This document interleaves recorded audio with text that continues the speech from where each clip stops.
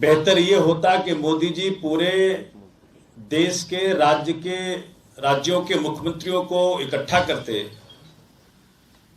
और विभिन्न राज्यों के जो अच्छे प्रैक्टिसेज हैं, शिक्षा में हो, स्वास्थ्य में हो, डिफरेंट एक्सपेरिमेंट्स हैं, उसको एक दूसरे से सिखवाते। किस प्रकार से केजरीवाल जी ने दिल्ली में शिक्षा, स्वास्थ्य, बिजली, पानी, विभिन्न तरीकों से जनता के समस्याओं का समाधान करने का प्रयत्न किया है। इसको देशव्यापी कैसे बनाया जाए, ये प्रधानमंत्री का दायित्व था। लेकिन ये कर क्या रहे हैं? पैसा और सीबीआई, ईडी के बल पे देश के अंदर विभिन्न सरकारों को, जनता के सरकारों को, जनता के मैंडेट को झूठा साबित कर रहे हैं। जनता सरकारें बनाती हैं, ये पैसा और ईडी के बल पे सरकारों को तोड़ते हैं। हमने कहा उस नेता को कि देश में सर्वव्यापी समस्याएं हैं, बेरोजगारी की समस्या है, भुखमरी की समस्या है, असुरक्षा की समस्या है। इन समस्याओं का समाधान प्रधानमंत्री केजरीवाल जी के मॉडल से पूरे देश में इसको व्याप्त करवाते और राज्यों के अंदर इसको लागू करवाते। और प्रधानमंत्री जी के पास इतना समय है, चीन की समस्या खत्म हो गई, पाकिस्तान की समस्या खत्म हो गई, तो बड़ा कटाक्ष करते हुए इस व्यक्ति ने मुझे कहा कि सपने में मत रहो सोमनाथ जी, आप चाहें ना चाहें दिल्ली की सरकार तो गिराएंगे हम। अब मुझे ये लगता है कि भारतीय जनता पार्टी का ऑपरेशन लोटस किस तरह से काम करता है, आज हम सब लोग आपके सामने रख रहे हैं। कमोबेश जो सोमनाथ भाई ने वाकया बताया, कुछ इसी तरह से भी हमारे पास एक पूर्व विधायक आए थे जो निजी तौर पर मुझे जानते हैं। उन्होंने मुझे कहा कि भाई साहब, अब आम आदमी पार्टी का कोई भविष्य नहीं है, आम आदमी पार्टी अब खत्म होके रहेगी। तो आज मैं आपके लिए एक ऑफर ऊपर से लेके आया हूं। अगर आप आम आदमी पार्टी छोड़ते हैं तो आपको 20 करोड़ रुपए दिए जाएंगे। और बिल्कुल जैसा सोमनाथ भाई ने कहा कि चूंकि आप पुराने विधायक हैं, आपके रिश्ते बाकी विधायक से अच्छे हैं, तो अगर आप बाकी विधायक को तोड़ के लाते हैं तो आपको 25 करोड़ रुपए दिए जाएंगे।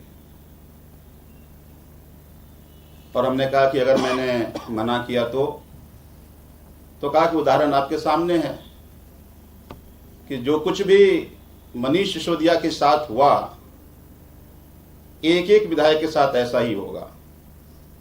हमने उनको पूछा भी, भाई साहब आप तो जानते ही हो कि वो इतना अच्छा शिक्षा में काम किया है, वो बेकसूर हैं, पता है बेकसूर हैं, उन पे फर्जी केस लगाया गया। यही तो मैं आपको कह रहा हूं कि आप आज मोदी जी की ताकत को आप नहीं जानते। उसी तरह के फर्जी केस में सबको लगाया जाएगा, जो मान गया ठीक और जो नहीं माना वो इस तरह का केस झेलता रहेगा। मेरा तो खून खौल गया सुन के। हमने कहा देखो जी,